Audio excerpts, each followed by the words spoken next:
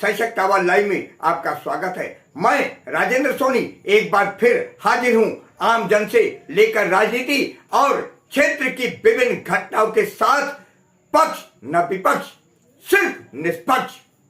मजदूर बेरोजगार कल्याण समिति के तत्वाधान में आज श्री राम कॉलोनी पुराना खजूरी खास थाने पर मजदूरों की समस्याओं के समाधान हेतु कल्याण मंच का आयोजन संपन्न हुआ। इस अवसर पर बतौर मुख्य अतिथि अरविंदन सिंह के अलावा संस्था पदाधिकारियों में लल्ला बाबू, अध्यक्ष उपाध्यक्ष अब्दुल लतीफ, महासचिव हरीश, कोषाध्यक्ष इंशाद, सचिव शेर खान, राहुल कुमार तथा अजय कुमार आदि ने अपनी गरिमामय मौजूदगी दर्ज कराई। क्षेत्रवासियों को संबोधित करते हुए अरविंद सिंह ने कहा,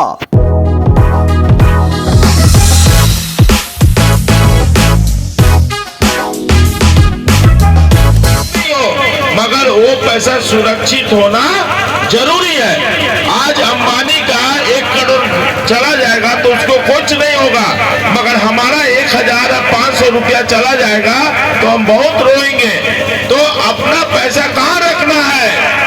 बैंक में रखना है, क्योंकि हमारा पैसा खून पसीना का कमाई है। हमारा पैसा हराम का नहीं है, ऐसे ही किसी का दिया हुआ नहीं है। हम मेहनत करते हैं तब कमाते हैं। तो बस मैं ज्यादा कुछ नहीं बोलूंगा। आप लोग को यही है कि जैसे मंसूरी भाई बोल रहे थे कि आपके मेहनत पे ही दुनिया टिका हुआ है, आपके मेहनत पे ही, आपके वोट पे ही राजनीतिक पार्टी सब चुनाव जीतते हैं। एक बार चुनाव जीतते हैं तो नजर नहीं आते हैं। इसीलिए सोच समझ के ऐसे लोगों को आप चुनाव में डालिए जो आपके प्रति उनका व्यवहार सही रहे, आपको वो अपने दिल में बसा के रखे कि हमें सबसे पहले किसी का काम हमें सबसे पहले किसी का काम करना है तो मेहनत कश लोगों का काम करना है।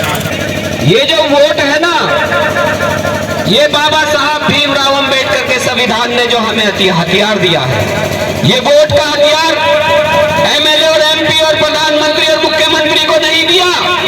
ये वोट का अधिकार अगर दिया है तो इस देश के मजदूर को दिया है उस संविधान ने। किस लिए दिया है? इसलिए दिया है क्योंकि अगर जो मजदूर की बात ना करे तो वो संविधान की ताकत से अपनी वोट की उंगली से उस सरकार को बदलने का काम कर सकता है। तो आपको सोचना होगा, हमें वो सरकारें चाहिए जो हमारी बात करे, हमारी बेटियों को सुरक्षा दे, हमारी बहनों को सुरक्षा दे, हमारे बुजुर्गों को जो उनका अधिकार है वो दे। क्या उद्देश्य था आपका? उद्देश्य ये था जो विकलांग पेंशन है, विधवा पेंशन है और जो विकलांगों के लिए सुविधाएं मिलती हैं उनके लिए, और जो फैक्ट्रियों में लोगों को वेतन नहीं मिलता है उनके लिए प्रोग्राम रखा गया था। उनको जानकारी नहीं होती है, उनको जानकारी भी दी है और उनका बनवाने का सोचा है कि उनके साथ देंगे और उनको बनवाएंगे जितनी हम कर सकते हैं उनके लिए। और बहुत सारी क्या रूपरेखा क्या था, किस तरह से लोगों को आपने बुलाया था और क्या आपने निष्कर्ष उनको बुलाया था कि आपको जानकारी मिलेगी और आपके लिए जो आप हम काम करना चाहते हैं उसके बारे में जानकारी देने के लिए बुलाया था और जानकारी भी दी है। और जो लोगों के काम नहीं हो रहे हैं उनके काम कराने के लिए हम पूरा सहयोग करेंगे और उनके लिए जितनी भी हम कर सकते हैं कोशिश, वो पूरी कोशिश करेंगे। धन्यवाद आपको। अभी देखा गया कि महिलाएं जो है फार्म जमा कराई हैं और बहुत सारे लोग इकट्ठा थे, क्या था? ये संस्था की तरफ से था मामला। जो जैसे कि मतलब लेबर कार्ड है या कोई काम ऐसे हैं, मेन आदमी तक नहीं पहुँचनी चाहिए, पब्लिक बीच में कमीशन नहीं, पब्लिक नहीं पहुँचते देती है, आप जैसे नेता लोग नहीं पहुँचने देते। नहीं, हाँ। पब्लिक ही मानो वो एक नेता कौन सा उत्तर प्रदेश से उतर का आए हैं, वो भी यहाँ के इंसान ही। लेकिन अगर किसी की थोड़ी जानकारी होती है तो वो गरीब आदमी को वहाँ तक नहीं पहुँचने देता, बीच में खा के बैठ जाता। इसके लिए पूरी कार्रवाई करेंगे, छानबीन भी करेंगे। और अगर हम में भी कोई है, अगर ऐसा है तो या तो हम उसे छोड़ेंगे या वो हमें छोड़ेगा। किस तरह से लोगों का सहयोग करेंगे? और जो फार्म जमा कर लिया है क्या उसमें फ़ोन नंबर या कॉन्टेक्ट कैसे करेंगे आप? या हरीश जी से करें, हमारे जो संस्था के मेन आदमी है हरीश जी हैं, उनसे संपर्क करें। आज मीटिंग हुई, क्या कहना चाहेंगे मीटिंग को लेकर के? मीटिंग इसलिए हुई, आपने अभी पूछा कि ये कागज़ क्यों जमा किए और किस लिए किए गए हैं। ये कागज़ इसलिए जमा किए हैं जो लोगों की मैसेज वगैरह नहीं आते हैं, तो बहुत से लेबर कार्ड की जो सुविधाएं लोगों को मिलती हैं वो रुके हुए हैं। इसके लिए हमने कागज़ जमा किए हैं। हम लोगों को कॉल करके ये बताएंगे कि इसकी योजना हम कब मिलेगी और कैसे मिलेगी। लगभग कितने फार्म जमा कर दिए होंगे आप लोग? लगभग हमने 200 के ऊपर फॉर्म कर दिए हैं जमा। किस तरह से उनको संपर्क करेंगे आप? उसको हमारे पास उनका कॉल नंबर है, एड्रेस है, पता है, सारी चीज़ें हैं, उनके जो आधार कार्ड जमा है, ये सब चीज़ें हैं। इसके लिए हम उनको कॉल करके बताएंगे, वो हमारी एक आवाज़ में आ जाते हैं।